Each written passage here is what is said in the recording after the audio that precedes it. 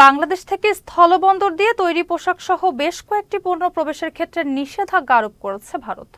শনিবার দেশটির কেন্দ্রীয় বাণিজ্য ও শিল্প মন্ত্রণালয়ের অধীনে থাকা বৈদেশিক বাণিজ্য দপ্তর কর্তৃক এমনটি জানিয়েছে ভারত সরকার।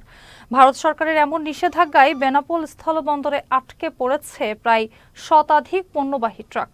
এলসি করা এ সমস্ত ট্রাক আটকে পড়ায় চরম ক্ষতির মুখে পড়েছেন আমদানি রপ্তানিকারকরা। ডিজিএফটির নির্দেশনায় বলা হয়েছে, পশ্চিমবঙ্গের চ্যাংড়াবান্ধা ও ফুলবাড়ী শুল্ক কেন্দ্রের ক্ষেত্রেও একই নিষেধাজ্ঞা কার্যকর হবে। তবে বাংলাদেশ থেকে মাছ, এলপিজি, ভোজ্য তেল পণ্যের ক্ষেত্রে নিষেধাজ্ঞা থাকবে না।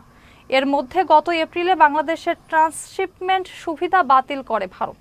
পাল্টা পদক্ষেপে গত মাসে জাতীয় রাজস্ব বোর্ড স্থলবন্দর দিয়ে ভারত থেকে সুতা আনা বন্ধ করেছিল।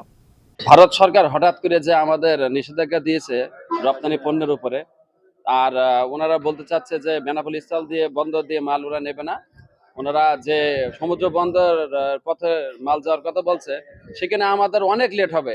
যেখানে আমাদের দিনের দিনে গাড়ি ওপাশে চলে যায়, আর সমুদ্র বন্দরে যেতে গেলে 1 মাস সময় লাগবে। ভারত যেটা করেছে, আমরা চাই এটা একটা দেশ স্বল্প সময়ের মধ্যে একটা সমাধান দেবে।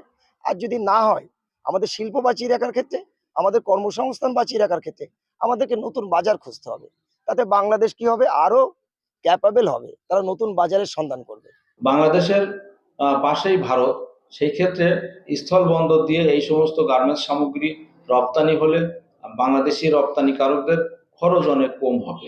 কিন্তু এই সমস্ত পণ্য যদি সমুদ্রপথে বা এয়ারপোর্টে রপ্তানি করতে হয়, তাহলে খরচ অনেক বেশি হবে। এই জন্য বাংলাদেশ থেকে এই সমস্ত পণ্য বোঝায় বেশ কিছু ট্রাক ভারতে প্রবেশের অপেক্ষায় বেনাপোল স্থল বন্দরে দাঁড়িয়ে আছে।